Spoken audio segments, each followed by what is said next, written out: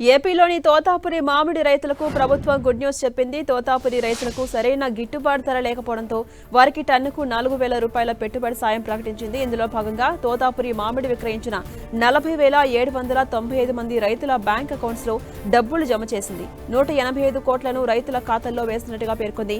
Market intervention scheme కింద కేంద్ర రాష్ట్ర ప్రభుత్వాలు సాయాన్ని మంజూరు చేశాయి. ఈ సాయంతో రైతులకు భరోసా దక్కనుంది. కొంతకాలంగా ఈ పెట్టుబడి సాయం కోసం రైతులంతా ఎదురు చూస్తున్నారు. మొత్తానికి తమ ఖాతాల్లో నగదు జమ కావడంతో రైతులు సంతోషం వ్యక్తం చేస్తున్నారు. తోతాపురి మామిడికి కూడా ఈ స్కీమ్ వర్తించేలా నిబంధనలు సడలించడంతో కేంద్రం 130 కోట్లు మంజూరు చేసింది.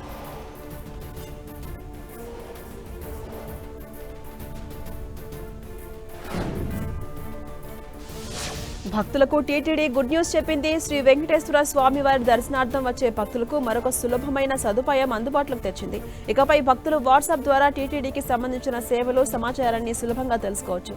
ఆంధ్రప్రదేశ్ ప్రభుత్వం వాట్సాప్ గవర్నెన్స్ ను ప్రారంభించి అనేక సేవలు అందిస్తోంది. అందులో భాగంగా ఈ గవర్నెన్స్ లో టీటీడీకి సంబంధించిన 4 కీలక సేవలను చేర్చారు.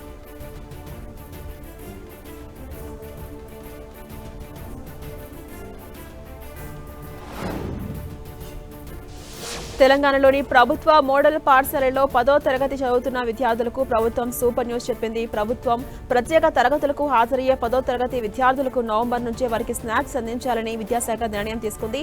ఈ పథకం అమలుతో రాష్ట్ర వ్యాప్తంగా దాదాపు 4,600 ప్రభుత్వ ఉన్నత పాఠశాలలు, 194 మోడల్ స్కూల్స్ చదువుతున్నటువంటి సుమారు 1.90 లక్షల మంది 10వ తరగతి విద్యార్థులకు ప్రయోజనం చేకూరబోతుంది.